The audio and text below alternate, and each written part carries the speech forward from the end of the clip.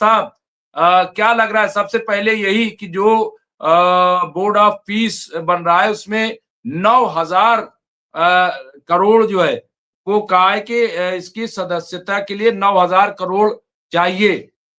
और जिस तरह का बोर्ड बनेगा, क्या आपको लग रहा है कि आखिर ट्रम्प करना क्या चाहते हैं? अब ये कह रहे हैं साहब ये बोर्ड जो है एग्जिस्ट करेगा दूसरे मामलों में भी पीस के लिए। सवाल ये है कि यूएनओ की बात ये मानते नहीं, वीटो लगाते हैं। गाजा में खुद ही अनरेस्ट ये पैदा करते रहे। ये ड्रामा क्या है? क्या इनको बस सिर्फ अब पैसा दिखाई दे रहा है? कहां से पैसा कमाया जाए, कैसे पैसा कमाया जाए? रोज बख्श साहब। देखिए डॉक्टर मुमताज आलम रिजवी, आपको, आपके तमाम सामीन को मेरा सलाम। और ये जो, जी आवाज आ रही है? जी आपको आवाज पहुंच रही है मेरी? अच्छा, हाँ तो देखिए, पहले तो तुम आप तोड़ो फोड़ो बर्बाद करो फिर जोड़ो, ये तो मुझे जहनियत बिल्कुल समझ में नहीं आ रही। ठीक है, अरे भाई इस सब ये पीस बोर्ड की क्या जरूरत थी? इतना तबाह बर्बाद आपने कर दिया उसको। लड़ाई थी कुश्ती, तोड़ते फोड़ते, मगर ऐसा तो नहीं करते कि 90 ज्यादा जो इमारतें हैं फलस्तीन में, गाजा में स्पेशली, वो जमीन दोज हो चुकी हैं। अब उसके बाद फिर आप कह एक रहे हैं कि बड़ी अब खबर हम, आ रही है, बड़ी खबर। मैं रोकूंगा फिरोज बख्श साहब, यहाँ जयदीप सिंह मुंदेला साहब ने अपडेट किया है। बड़ी खबर यह है कि ईरान के हंडाला ग्रुप ने इजराइल के सुरक्षा अधिकारियों के फोन हैक कर लिए हैं, जो कि ईरान पर हमले पे गौर कर रहे थे। यहाँ पे फोन के कन्वर्सेशन यानी बातचीत और वीडियो हंडाला ने हासिल कर लिए, जिसके बाद ये सारी इजरायली सुरक्षा अधिकारियों को निर्देश दिए गए हैं कि वो अपने मोबाइल कैमरों पर स्पेशल स्टिकर लगाएं। साथ ही अधिकारियों से कहा गया है कि वो अपने पीए चालक आदि के फोन इस्तेमाल पर सुरक्षा बरतें। ये तमाम चीजें अब सामने आ रही हैं। ये बहुत बड़ा, और ये भी कहा जा रहा है कि इजराइल ने एक मीटिंग हुई है इजराइल की, जिसमें मीटिंग में चर्चा है कि अलर्ट मोड पे रखा जाए या अलर्ट को बढ़ा दिया जाए, क्या किया जाए, इस पे भी चर्चा हुई। तो बहरहाल अभी भी कहीं ना कहीं जो है वो मामला जो है सही नजर नहीं आ रहे हैं। फिरोज बख्श साहब कंटिन्यू जी जी करें मैं, अपना। नहीं मैं इस पे भी कमेंट करूंगा बाद में। जो हंडाला वाली आपने न्यूज सुनाई है, देखिए ऐसा है कि ये जो पीस बोर्ड बन रहा है ना, अब किस किस्म का बन रहा है, क्या बन रहा है, ये तो दुनिया को कुछ समझ में नहीं आ रहा। पीस बोर्ड बनना था, बनना बहुत जरूरी था। और पीस बोर्ड में इन्होंने किन किन को रखा है? जो दो दो चार ममालिक के नाम थे, जिसमें तुर्की थे, उसमें जॉर्डन वगैरह का भी नाम था। ठीक है, तो ये कुछ समझ में आ नहीं रहा है कि क्या करना क्या चाह रहे हैं। और इससे पहले खबर आई थी कि वो ट्रम्प जो है वो अपने जो उनके सन इन लॉ हैं उनको लेके और कुछ अमेरिकन ऑफिसर्स को लेके ये रीबिल्ड करेंगे इसको, गाजा को। अभी मतलब लेटेस्ट ये भी है कि जो पीस बोर्ड है, प्राइम मिनिस्टर नरेंद्र मोदी साहब से भी पूछा गया है कि क्या वो उसके मेंबर बनना चाहेंगे। ठीक है, तो ये तो ऐसा लग रहा है कि सब ये इस पीस बोर्ड के जरिए, आपकी बात सही नजर आ रही है, ये लोग जो है एक अपने दुकानें खोल रहे हैं। ठीक है, कि हर जगह से पैसा लेंगे। अब जिन लोगों का इन्होंने इंतखाब किया है, सबसे ज्यादा तो पीस बोर्ड के लिए इनको वहीं से, गाजा से, फलस्तीन से, वहां पर काबिल लोगों की कमी नहीं है। ठीक है, वहां पे अच्छे आर्किटेक्ट्स की कमी नहीं है, इंजीनियर्स की कमी नहीं है।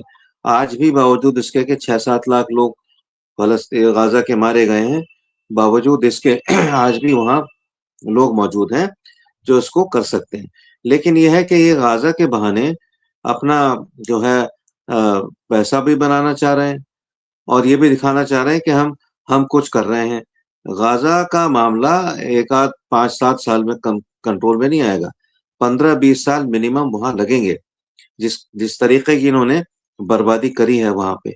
और बर्बादी में एक चीज और मैं ऐड कर दूं, उससे पहले के जवाब को पूरा करूं। एक तो बर्बादी की है इमारतों को, कॉलेजेस को, स्कूल्स को, हॉस्पिटल्स को, डिस्पेंसरीज को, और वहाँ की जो मंडियां हैं सब, वहाँ के जो मॉल्स हैं, मार्केट्स हैं, दुकानें हैं, चौराहे हैं, सबको उन्होंने खंडरों में और गड्ढों में तब्दील कर दिया। अच्छा, उन्होंने लोगों को मारा, गोलों से और गोलियों से मारा, बर्छियों से मारा। उन उन्होंने बेगुनाह लोगों को मारा। इसके अलावा उन्होंने भूख से मारा, ट्रक नहीं आने दिए। ट्रकों की मुझे लगता है अभी भी लाइन लगी हुई है, उनको रिलीज नहीं होने दे रहे हैं। एक और जरिए से जो इन्होंने मारा, वो भी मेरे ख्याल से आपको पता होगा कुछ लोगों को। यहाँ जो मतलब जो हामला खवातीन थी, आपने देखा होगा, सुना होगा कि बहुत सारी खवातीन को मारा गया, बच्चों को मारा गया। तो ये वही इन खवातीन में से बेतहाशा एक लंबा चौड़ा नंबर हामला खवातीन का था। और अस्पतालों में जो जो मतलब जो फीटस जिसको बोलते हैं, यानी टेस्ट ट्यूब बेबीज, इन्होंने इन्होंने हजारों लाखों टेस्ट ट्यूब बेबीज को और हामला खवातीन, इन्होंने सही किस्म का जेनोसाइड किया है, गोलियों से नहीं। जो जो पैदा होने वाले बच्चे थे, इस दुनिया में आए ही नहीं, उनको पैदा होने से पहले खत्म कर दिया। ये सब बर्बादी करने के बाद एक बहुत बड़ा मजाक सा लग रहा है कि इसको सब ये मिलके रीबिल्ड करेंगे, इनके हवाले रीबिल्ड करेंगे। रीबिल्ड वीबिल्ड क्या करेंगे, ये वहां पैसा कमाएंगे। और इसमें मैं समझता हूँ कि जो ये हमारे मुनाफिकीन अरब ममालिक हैं, इनको आगे आना चाहिए। इनको कहना चाहिए कि और ईमानदारी से, सच्चाई से रीबिल्डिंग में शरीक हों। पैसा इन किसी के पास कम नहीं है, ठीक है, चाहे वो सऊदी अरब हो, चाहे वो कुवैत हो, चाहे वो इजिप्ट हो, ठीक है, यूएई हो, कतर हो, किसी के पास पैसे की कमी, इंडोनेशिया है, ठीक है। पाकिस्तान को तो मैं किसी उसमें गिनती में लाता नहीं, उनका तो कुछ भरोसा नहीं कि वो इसराइल का साथ देंगे या गाजा का। तो ये आगे आके इनको कहना चाहिए कि रीबिल्डिंग का की जिम्मेदारी हम लोग लेना चाहते हैं, ठीक है।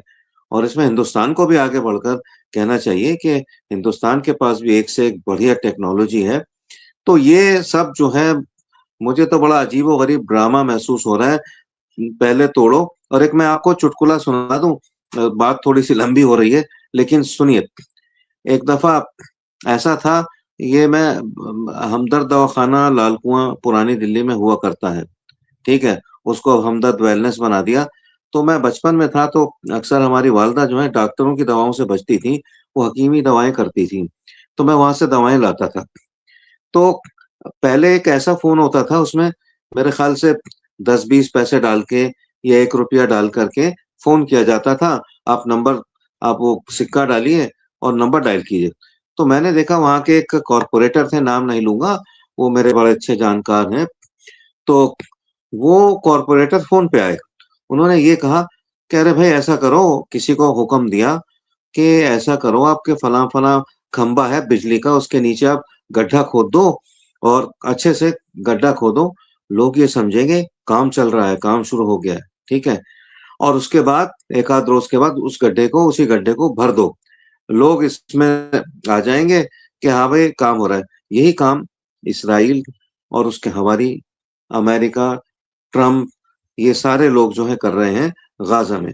तो गाज़ा को पहले तो उन्होंने तोड़ा-फोड़ा, अब कहते हैं जोड़ो।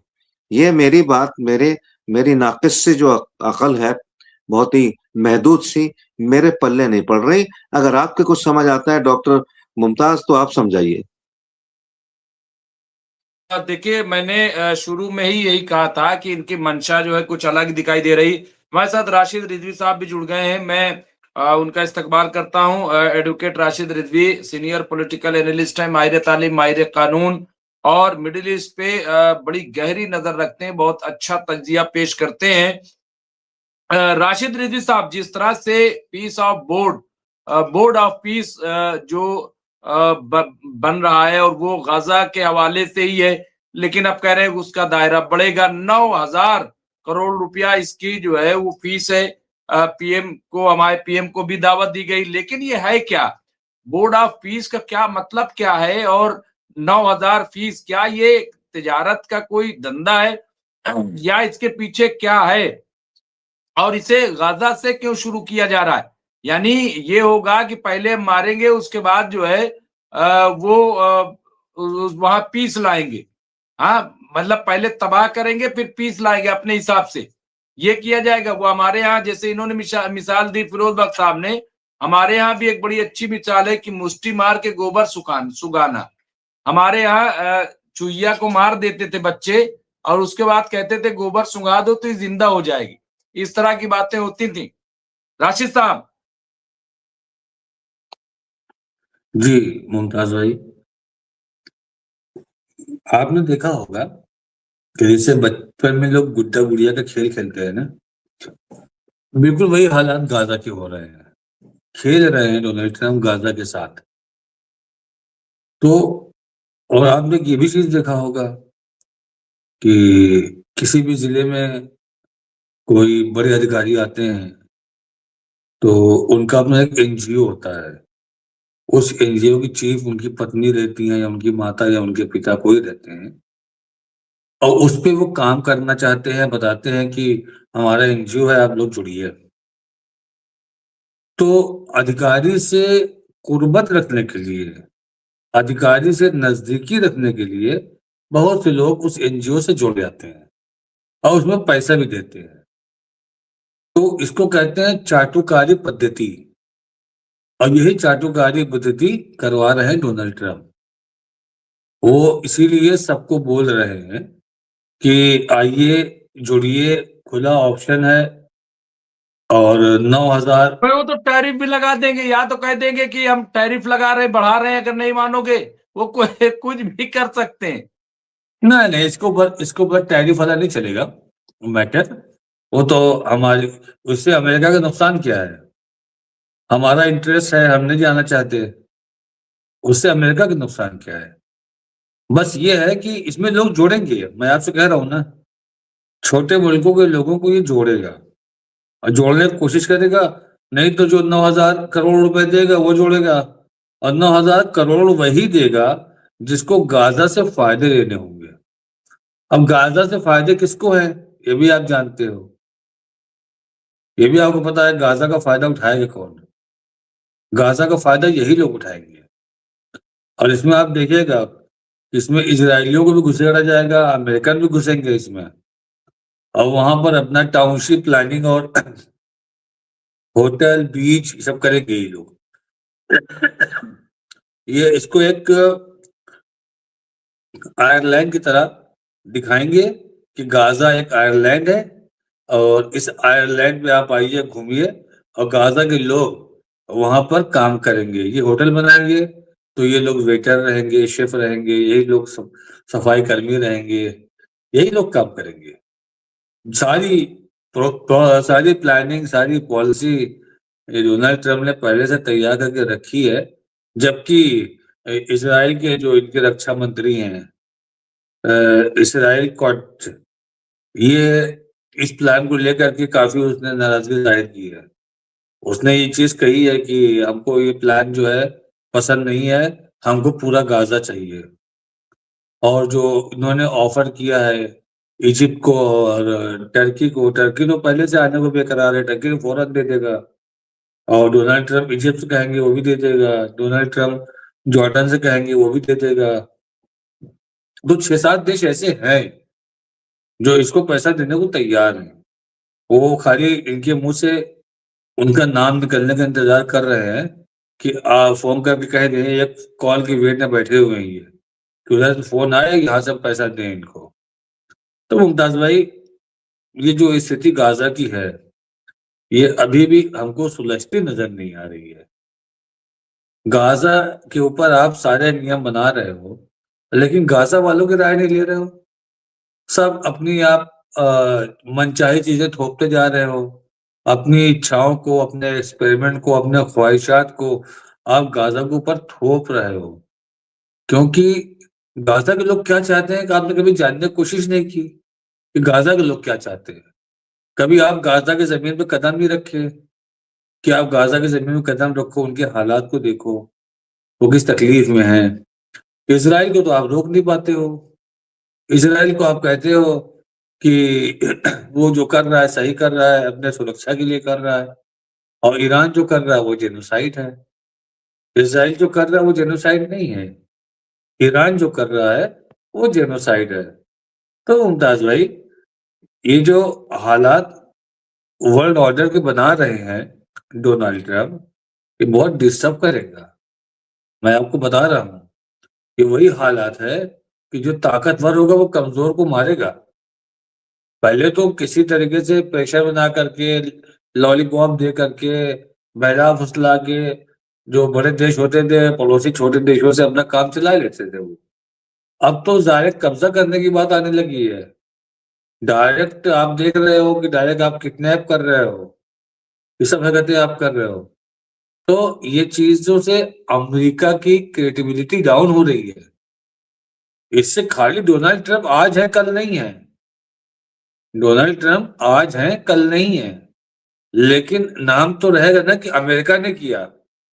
आज 99% लोग नहीं जानते हैं कि जो न्यूक्लियर बम आपका जापान में गिराया गया था, उस वक्त अमेरिका का प्रेसिडेंट कौन था।